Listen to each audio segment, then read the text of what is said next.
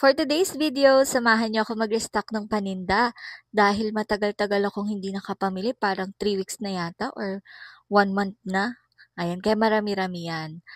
During weekdays kasi medyo busy ang schedule ng mga nanay dahil may pasok ang mga bata.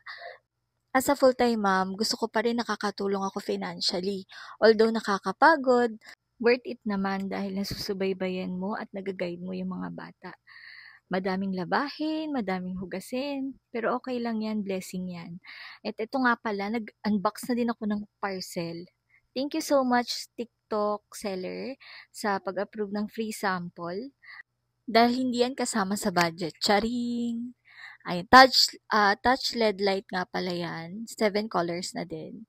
And then kung gusto niyo umorder, ilalagay ko na lang din sa comment section yung link and then yung price. Nandun natin.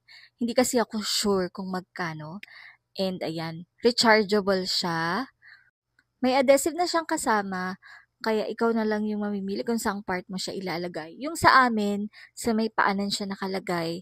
And ang ganda talaga niya sa gabi, lalo sa gabi, ang liwanag niya. And no need mo nang buksan yung ilaw ng kotse dahil dun pa lang makikita mo na yung kunwari may kukunin ka sa loob ng sasakyan, mabilis mo siyang makikita. Dalawa nga pala yung pinadala ni seller, kaya thank you so much. Bumili na kayo guys, order na kayo. At isa pa, may isa pang parcel yan. Pang sasakyan din siya. Pillow yan, and maganda siya, dark red yung color na pinili ko. Thank you so much seller sa free sample. Hindi kasi ako pala order dahil budget lang ang ating allowance. Lumabas nga din pala kami niyan guys para bumili ng gatas ng bata. Grabe, mabilis yung milk niya maubos. Pero malakas din naman siya sa mga solid food. Mahilig siyang kumain. Hindi ko alam bakit yung gatas niya ang bilis talaga maubos. And ayan guys, syempre, hindi mawawala ang laro. Ayan. Hindi naman sila nagpapabili ng toy sa SM dahil mahal. Sinasabi ko naman sa kanila na mahal yan, hindi pwede.